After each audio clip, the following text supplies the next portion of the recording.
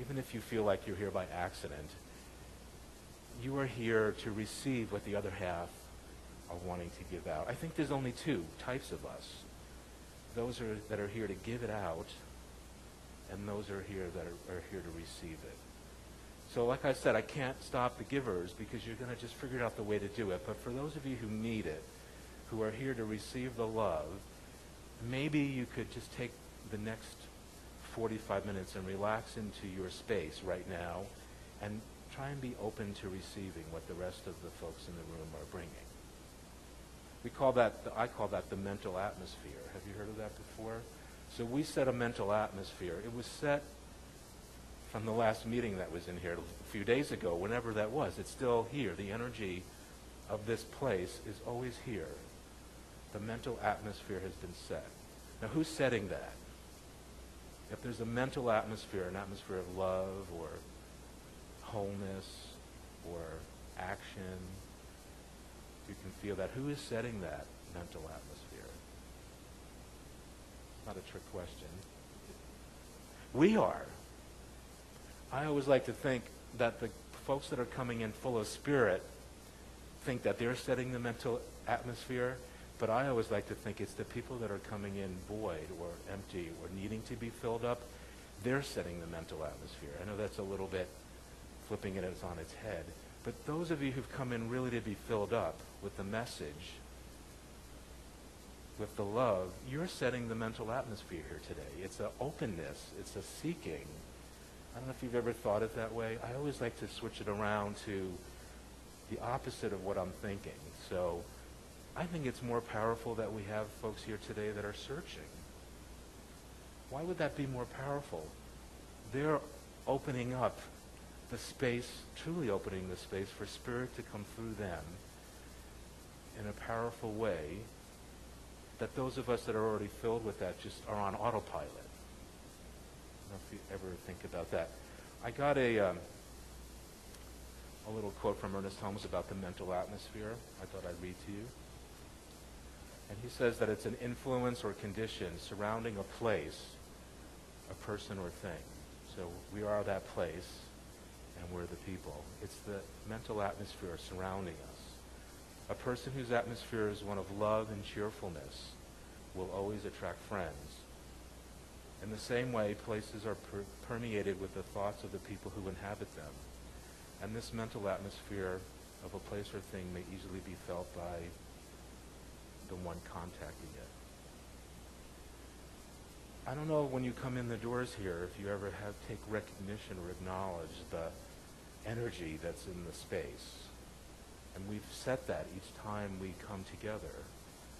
Why is it here? It's here for it to be shared and to be released and to be carried forward, I believe.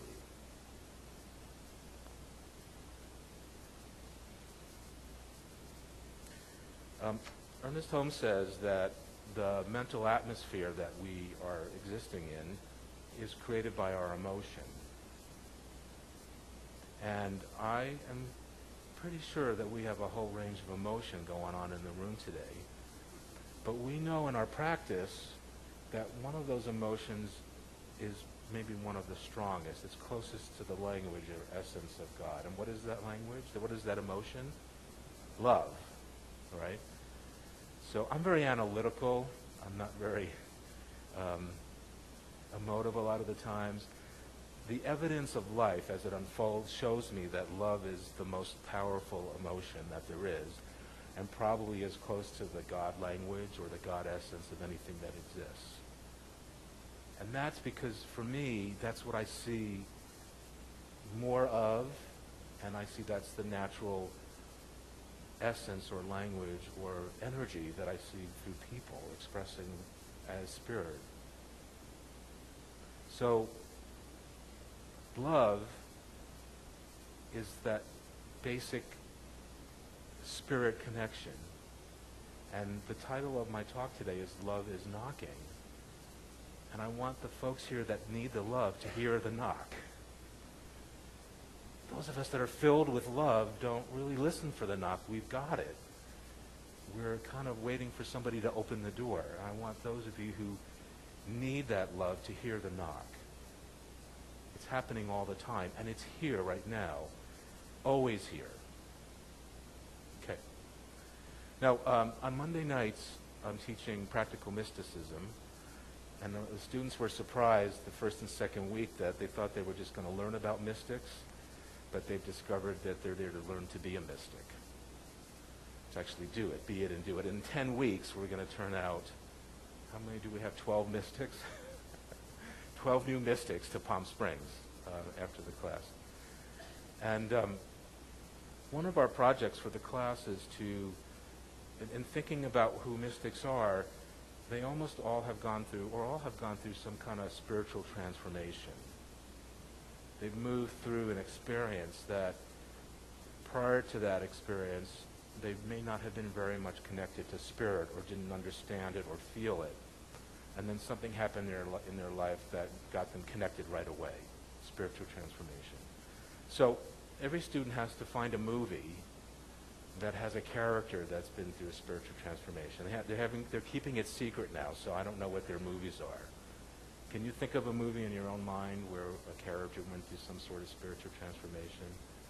Like The Wizard of Oz is a great movie example, where the characters just move a mile through miles and miles of mental stuff to come out to an understanding of who they are. No more fear, only love, right? Isn't that The Wizard of Oz? No more fear, only love.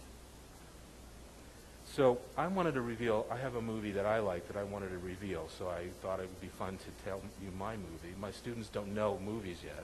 We've all kept it a secret. But I thought I'd share my movie to get you thinking about this.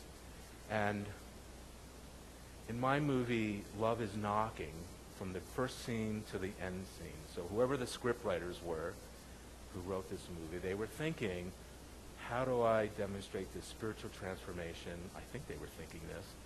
And where is that love message all the way through? Because it tugs at your heart. It's a movie that makes you cry. It doesn't make me cry. And my movie is Henry Poole is Here. Anyone seen that movie? Henry Poole is Here. Anyone seen it? No.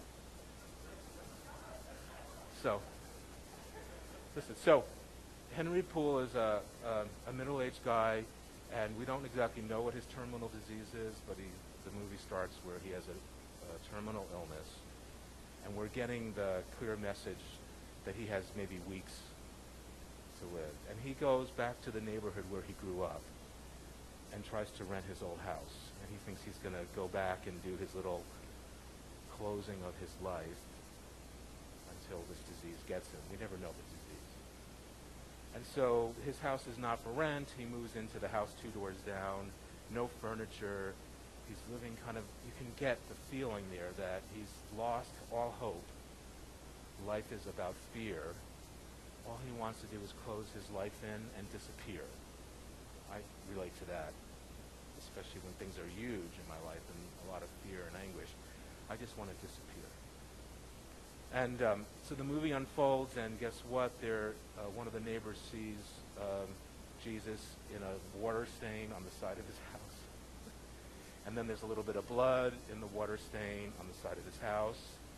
He doesn't believe any of it. He's got this diagnosis, and he's going to die soon. And the rest of the neighborhood sees a miracle unfolding on the side of his house. I can't tell you too much of the plot because it's very interesting to watch. He actually goes out with a sledgehammer to knock that image out of the wall. It's just too superstitious. Meanwhile, there are several healings that go on in this movie. A young girl who can hardly see, even with her glasses, ends up with perfect eyesight. And a little girl next door who hasn't spoken in a year because there's a lot of pain and anguish starts speaking again. And so many of the characters go through this spiritual transformation. Can you guess how the movie ends? If I'm bringing it up here, and I'm using it as an example, his illness never happened. So he was absolutely sure. You see him in the doctor's office at the beginning, and he has the diagnosis, and he's putting the plan together. It's very moving. And after his transformation, which is kind of the part I'm not telling you, the cool thing that happens, the whole neighborhood thinks he's dying, of course, and he goes back to the doctor, and there's no sign of the illness. I love that kind of story. So that's my movie. That's what we're doing in